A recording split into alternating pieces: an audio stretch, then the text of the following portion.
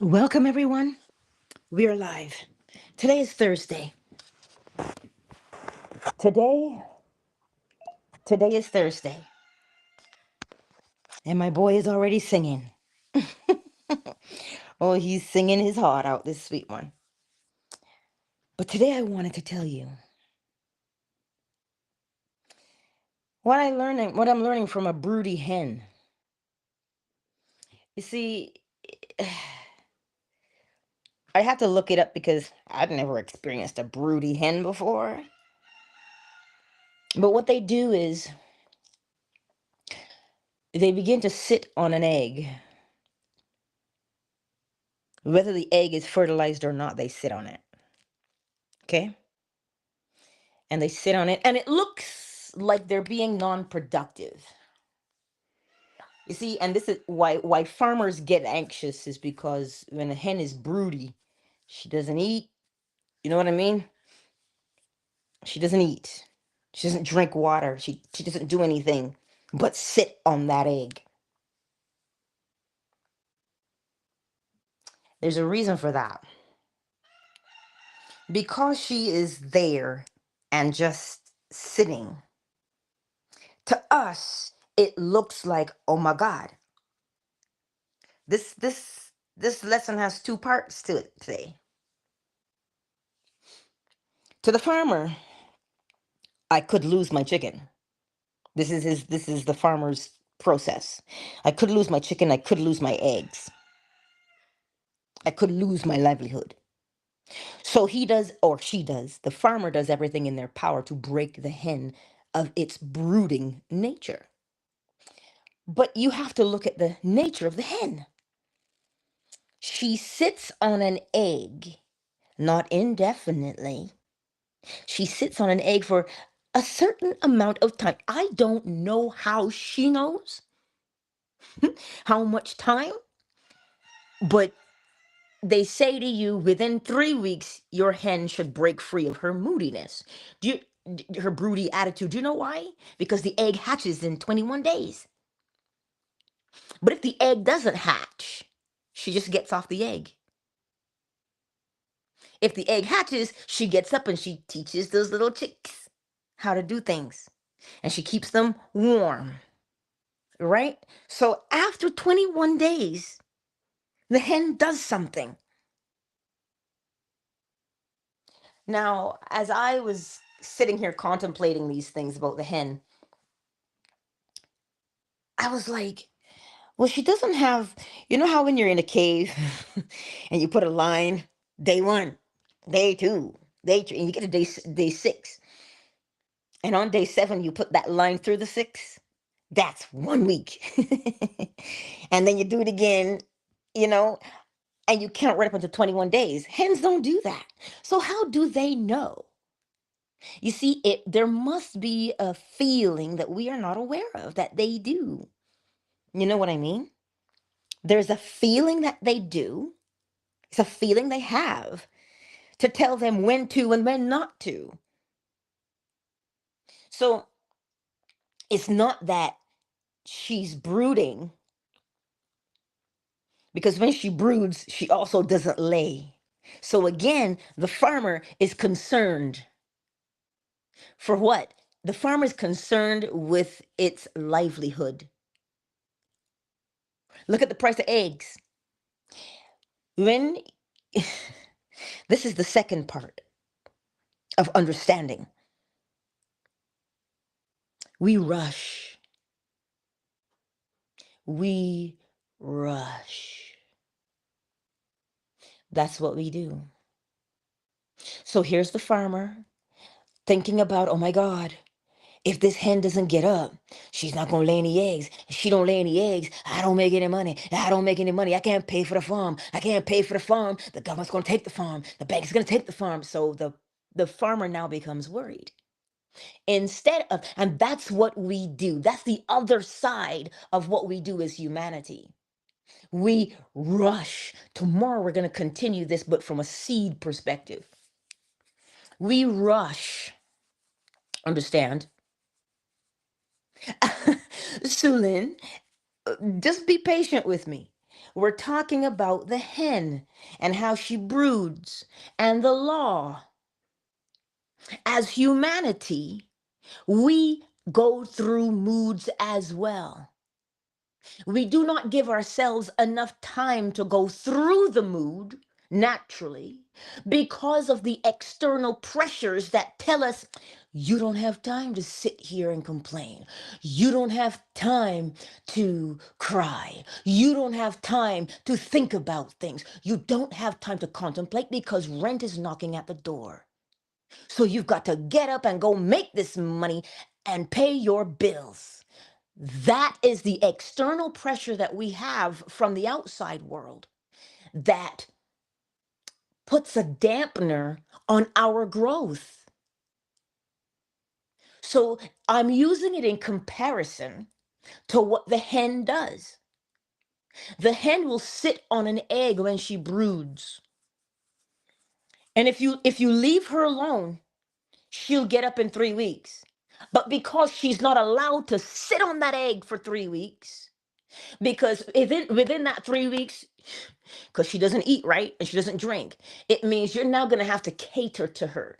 So if you're catering to her, she's not producing eggs. She's not producing something for your family. So you see what we do, we don't give her the time that she requires. And the reason why a hen broods is because in 21 days, she gets a chick. But we know enough because I had to Google this, right? Because my hen is brooding at the moment. And they tell you if you let her be, she'll get up in 21 days. And I was like, but what happens in 21 days? Eggs hatch in 21. If an egg is fertilized, it will hatch in 21 days. So in 21 days, she will either get up to be a mother or she will get up because the egg is bad. But either way, she's going to get up. So you see, she always gets up. But what happens is we do not allow her time because allegedly time is money. So because we are in a hurry, we stunt ourselves in the same fashion as humans. The same thing we do to the hen, we do to ourselves.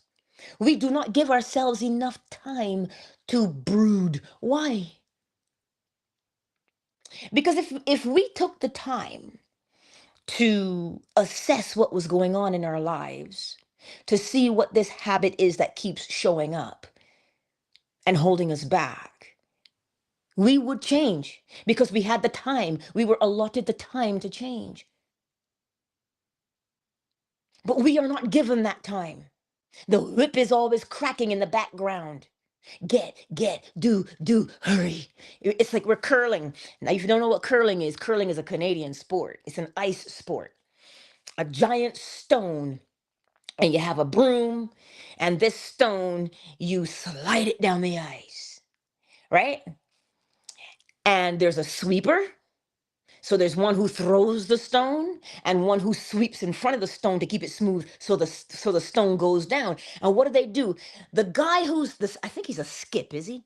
And they yell, "Sweep! Hurry!" So they give you all of this pressure. And if you look at the world, you would understand what I'm saying. They give you all of this pressure that builds anxiety within humanity. Because we do not give ourselves the allotted time we need to heal. So that we can get up and say, you know what? This thing has no life in it. Just like the hen, after 21 days and that egg doesn't hatch, she gets up and she goes, meh. And she goes on because she's got to eat and drink, right?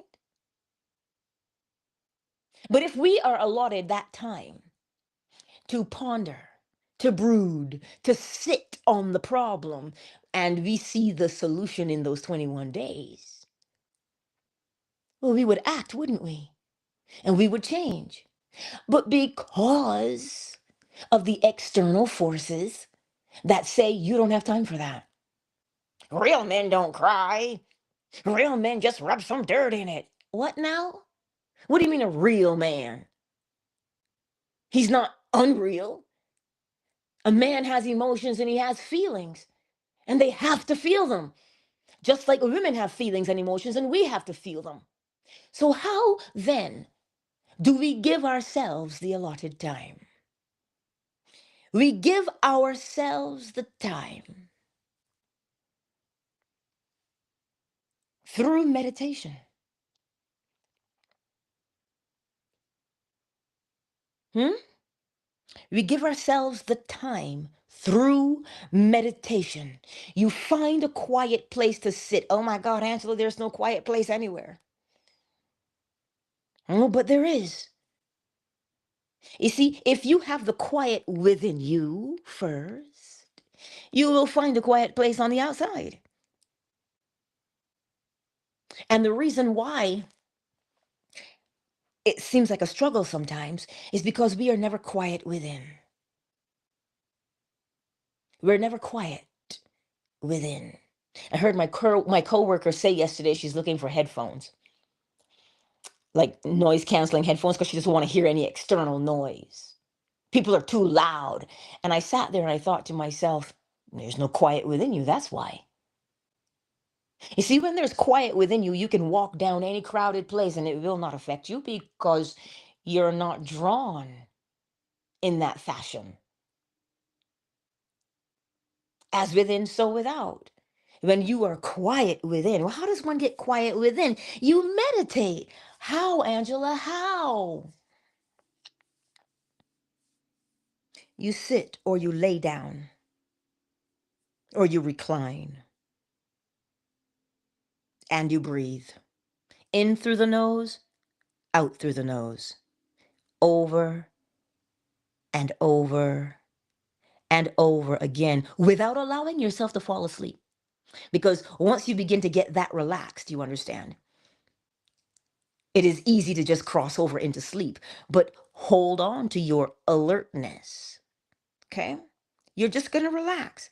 And as you lay there and you're breathing and inhaling and exhaling, you're going to have a million thoughts go through your mind. Like a steam engine, just blow through your mind, right?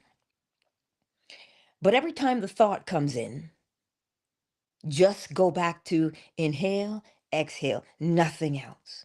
Inhale, exhale, nothing else. Every time a thought comes up, did I put my phone on vibrate? Did I set a timer? Did I cook dinner? Is the stove on? Oh, all of those thoughts are going to come. And more. Does she like me? Does he like me? I can't stand this heifer. All of these thoughts are going to come. But if you are faithful to just lay there, and sometimes we want to get up out of frustration. Oh, my thoughts. I can't sit still. And the reason you cannot sit still is because you have not practiced. You're not sitting still for the sake of sitting still. You are sitting still because you are employing the principle of cause and effect. What do I mean? The effect that you want is stillness of mind. Just to be on one focus. That's the effect you want. So what do? The cause now, still the body. Still the body. And the mind, aka brain in this situation, because that's where all those thoughts are coming from, it will begin to slow itself as well. And then you'll begin to foster stillness on the inside. And as you begin to foster, oh, that's my baby.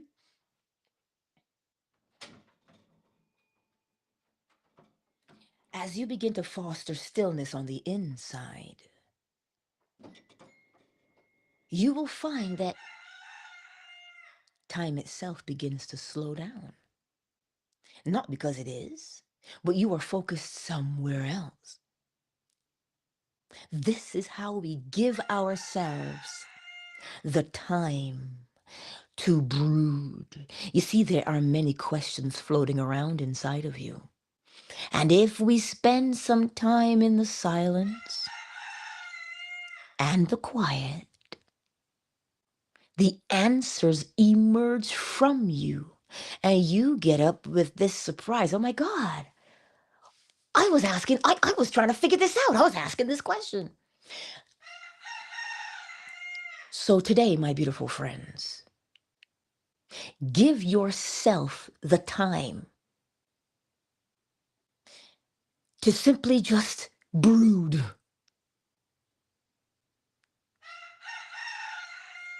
This is why we have so many cases of the anxiety and depression in the world,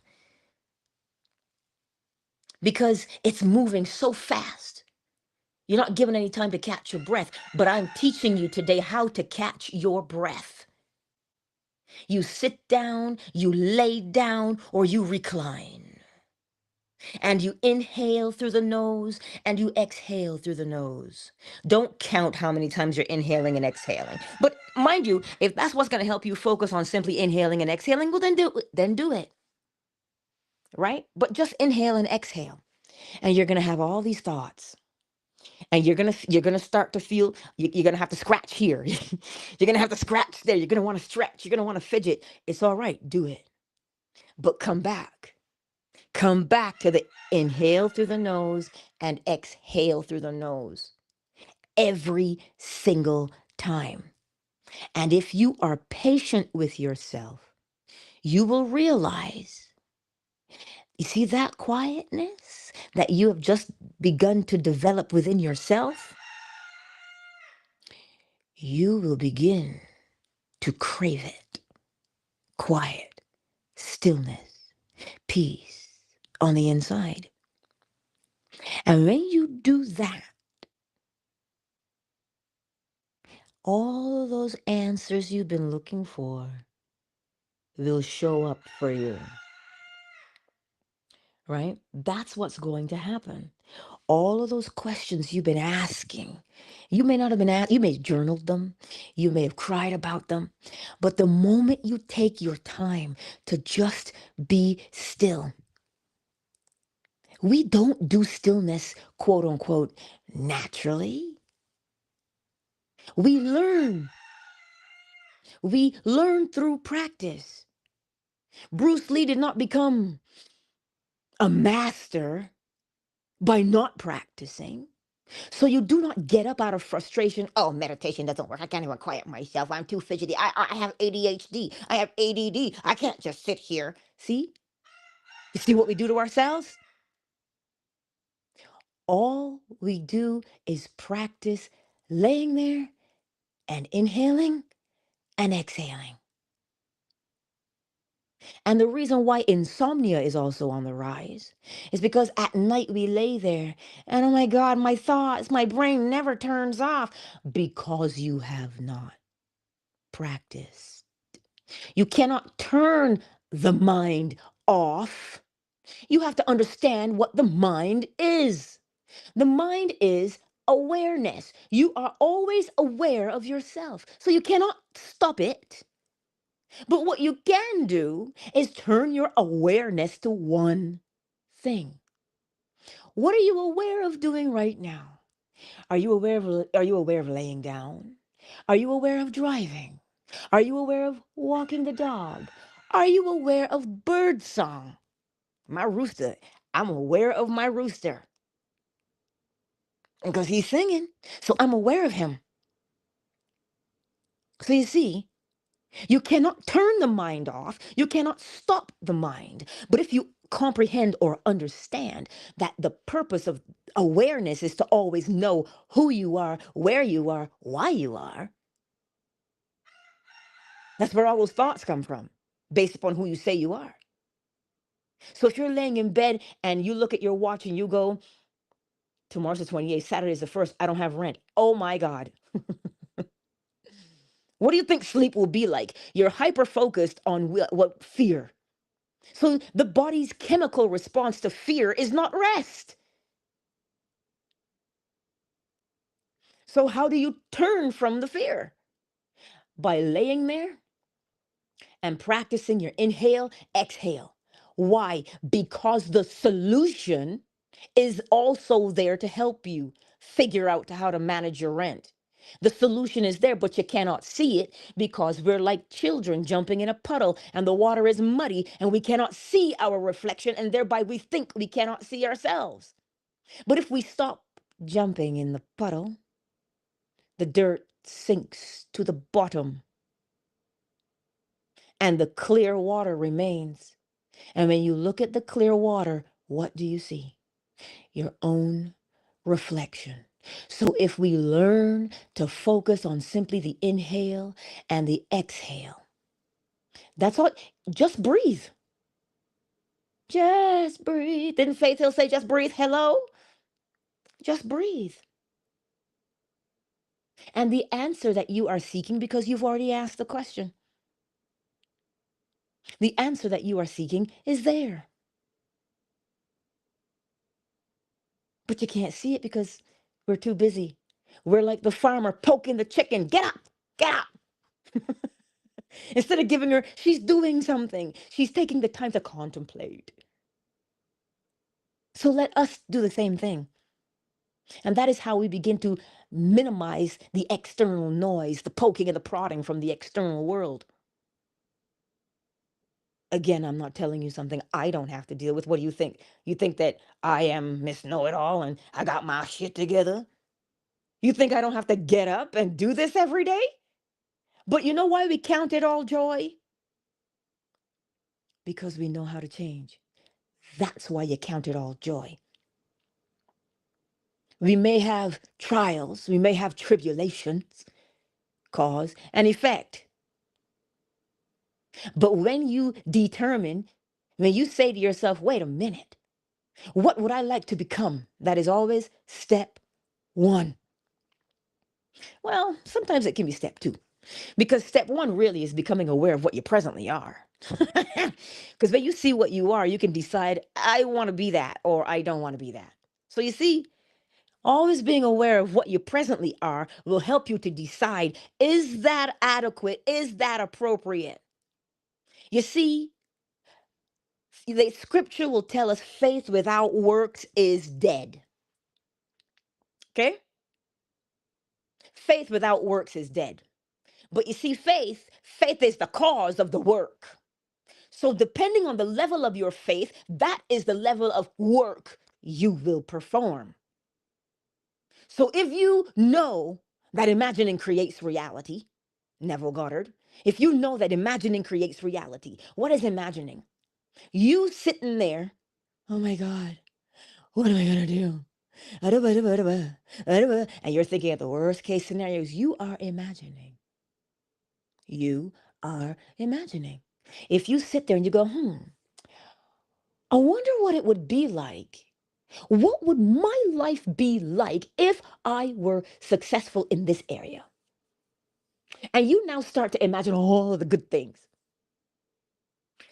Now, your level of faith in believing that what you imagine will come to pass is what will move you to do the work. Neville Goddard would sit and read that Bible for 6 to 8 hours.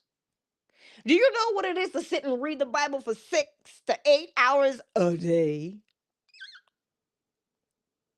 But do you know what made him do it? Love and a desire and a thirst for knowledge. That's why he did it. So his faith to say, I know that if I learn this and understand it, I can apply it and I can teach others how to do it. That was his faith. So then the work was, I'm going to just sit here and I'm going to do it because I know that when I do this, I know that I am being spoken to. I have these experiences. And so he experiences things.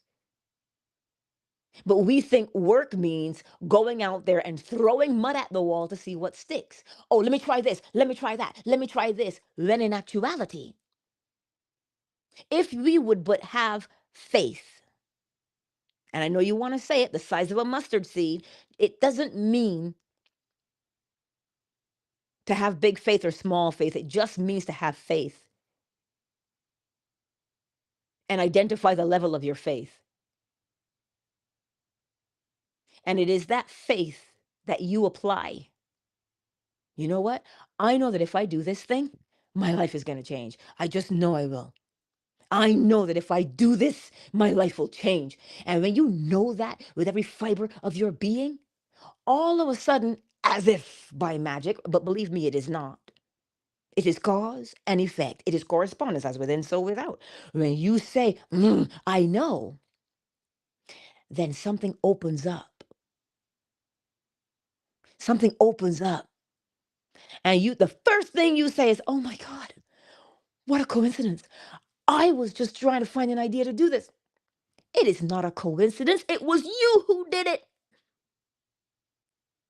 It was you, by your faith, who said, I know that if I apply this, I know what's going to happen. And you did it. And so when it happened, you're freaking out. What are you going to freak out for? You just did it. It wasn't me who did it. It wasn't me who had the idea. It wasn't me who exercised the idea. It was you. So don't be surprised. And the pendulum swings both ways. We spend our time uh, being worried and fretting, and then something pops up for us to worry and fret about. Hello. Right? The scripture tells you, I kill and I make alive. I wound and I heal. So this is something to remember today. You see the good things? You did them. The quote unquote bad things? You did them. Just take responsibility, because that's where your power is. Your power is in the responsibility you take for the direction of your mental mood and your mental attitude. That is your power. So all superheroes don't wear tights and capes. They wear rollers and bonnets. Sorry, and Crocs. But I digress. So today, my beautiful friends, yes, can I get a witness? Sorry, my rooster. Look, you have, hey, pardon me, hallelujah. Somebody's calling my name. Might be my mother. You have what it takes within you. And you notice that sometimes when you get angry enough, you act, don't you? The thing felt is the thing experienced. I got mad yesterday. Oh, I got real mad yesterday. I got real mad yesterday, and I said, you know what? I said, I'm done. I'm not letting people walk all over me ever again. Ever. Man, look, when I tell you I was, as in Barbados, they said I was blue vex. I was spitting nails, let me tell you. Because I said, no. Why should I let people walk all over me? You don't have to like me, but you won't disrespect me, though. But you know where that had to come from? That had to come from within me. I got to a point where this is part of tomorrow's lesson with seeds. It's like a chicken when it hatches, right? It's like when a woman goes into labor, the baby reaches a certain point until it can go nowhere else other than out.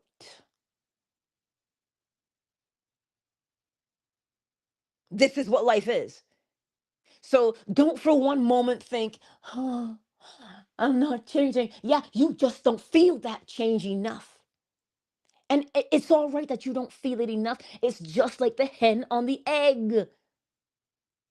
We try and rush things all the time because somebody says, oh, you supposed to be this, you supposed to be that. Oh, you're 50 and you ain't nobody. You 40, you haven't accomplished anything. You're 30 and still living in your mother's basement. This is the stuff I'm talking about. All of that external noise just puts a damper on you and diminishes what you feel within. Because it is that feeling that you have within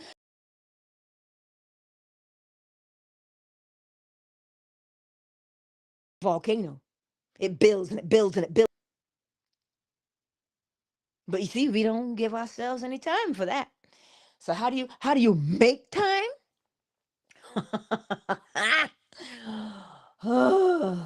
We make time by sitting, laying, or reclining on the floor, on the chaise, on the bed, wherever. And we inhale through the nose, and we exhale through the nose.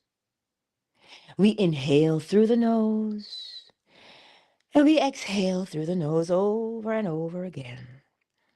And you will more than likely be bombarded by a gajillion thoughts, and that's all right. Bring your focus back to, don't try and modify your breathing. Just allow your breathing to happen. Jesus. Don't try and say, I'm going to hold it for 4 and let go for 6. No, just lay there. And your body doesn't need help breathing. Just let it breathe. In through the nose, out through the nose. And as the thoughts come, in through the nose, out through the nose, over and over again. I can't stand still. My ADHD. Inhale through the nose, exhale through the nose. And I'm telling you,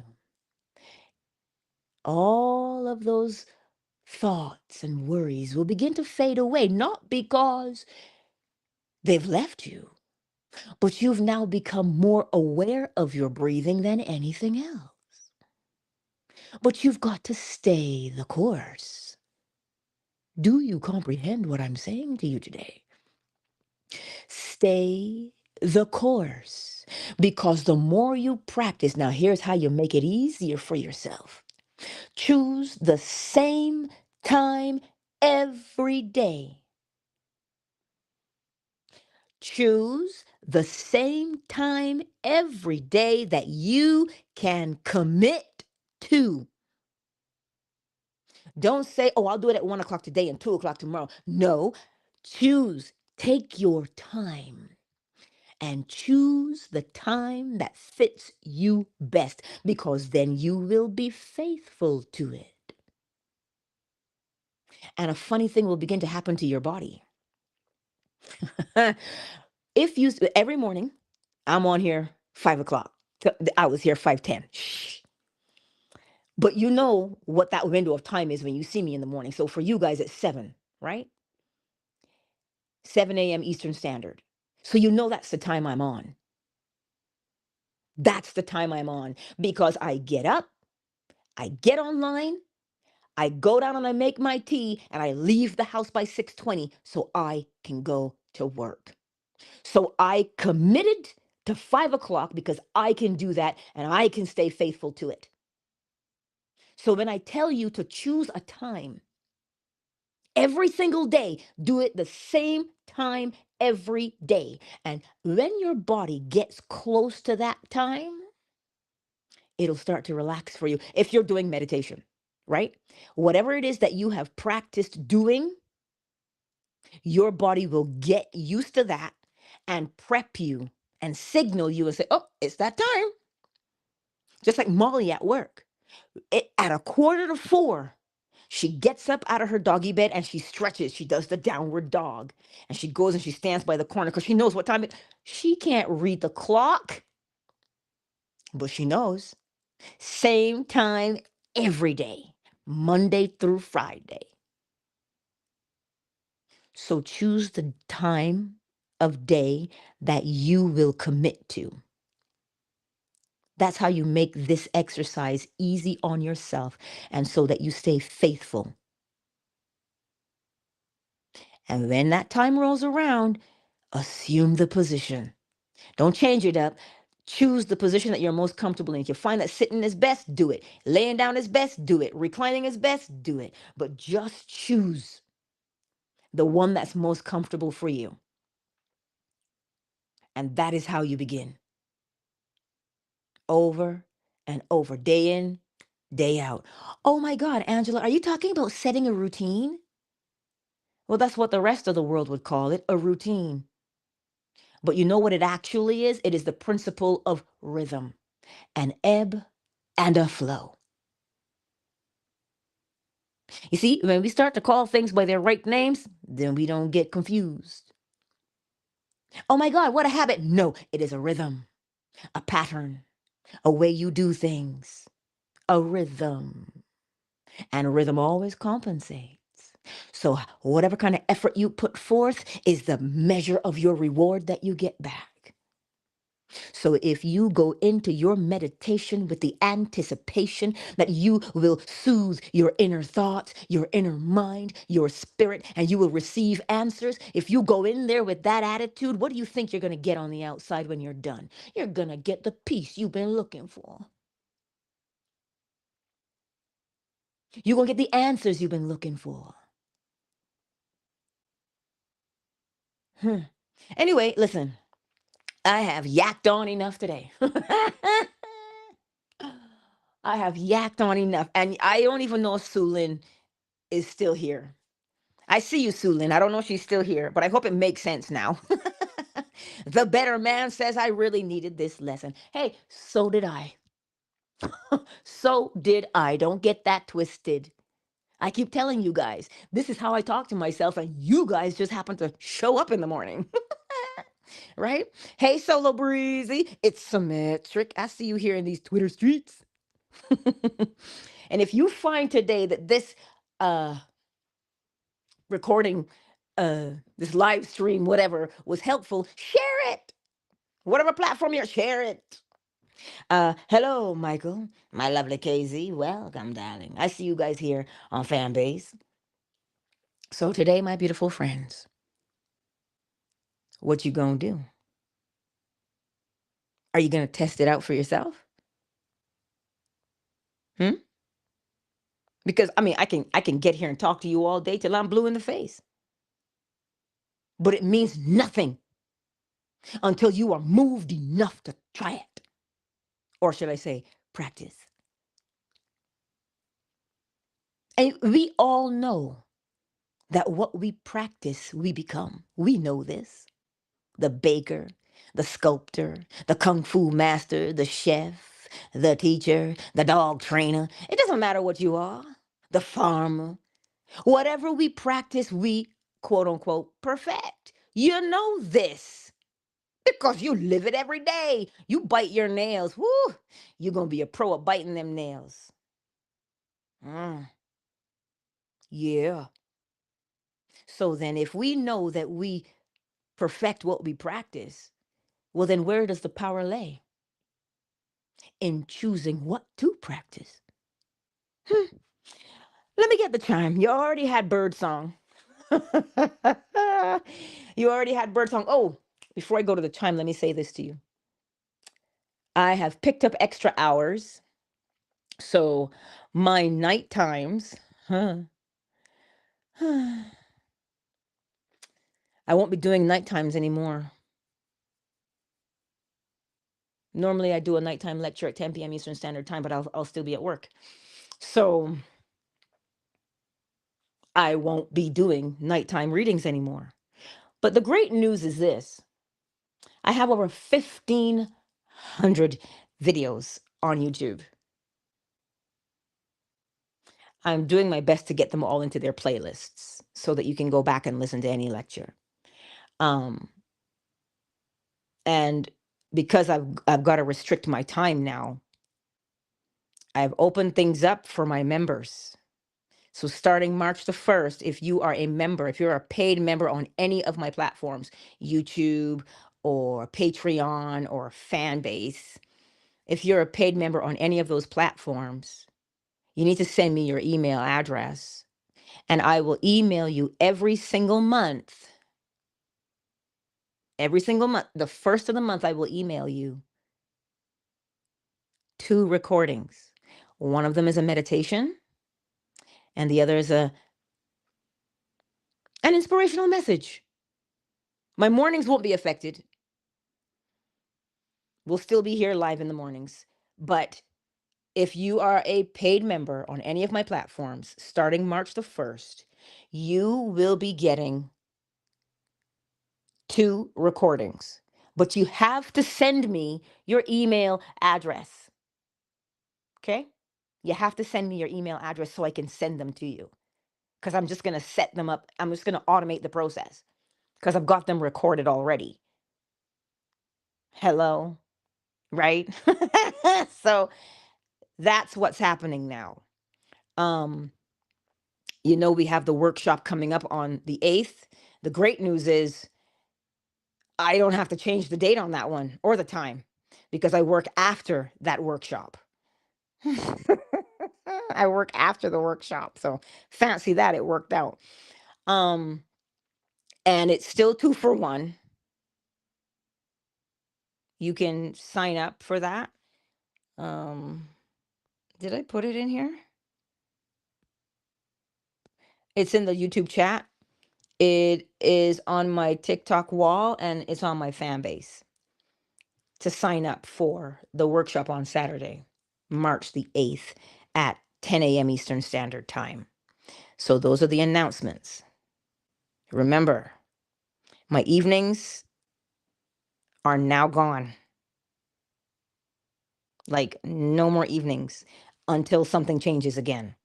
All right. But my AMs or my 7 a.m. is still here. And so to make up for that, all my paid members on any platform.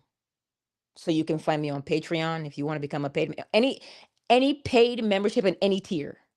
Specify that. And you need to give me your email address. Okay? So that I can email you those 2 recordings at the first of every month. I need to automate it so I have to input your email address so it can be automated. Okay? So let a girl know.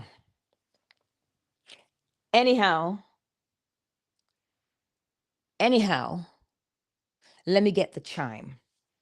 And remember, as you go through this day today, take your time to assess the present situation that makes you say, why do I keep doing this?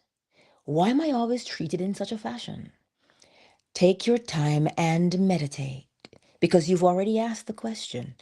Just meditate and the answer will emerge for you and you know how to fix it. You fix it because you have identified the problem that no longer is functional for you. And then you ask yourself the new question, what would it be like if my life were ... And you begin to play through all of the best case scenarios that you possibly can. But you see, one of them will stand out the most. Then that is the one. And you like the way it feels to you? Yes. That is the one you hold. That is the one you rehearse. Why? Because what you rehearse, you experience.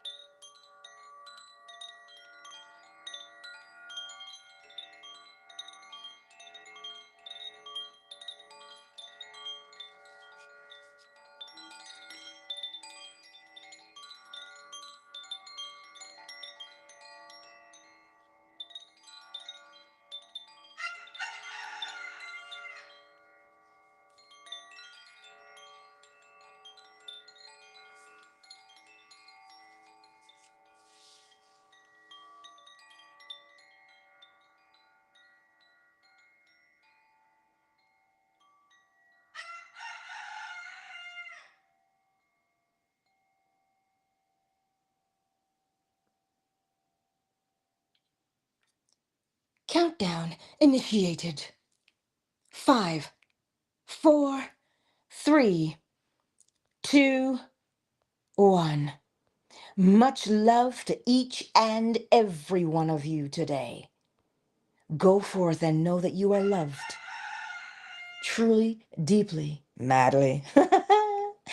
And I will see you on the morrow.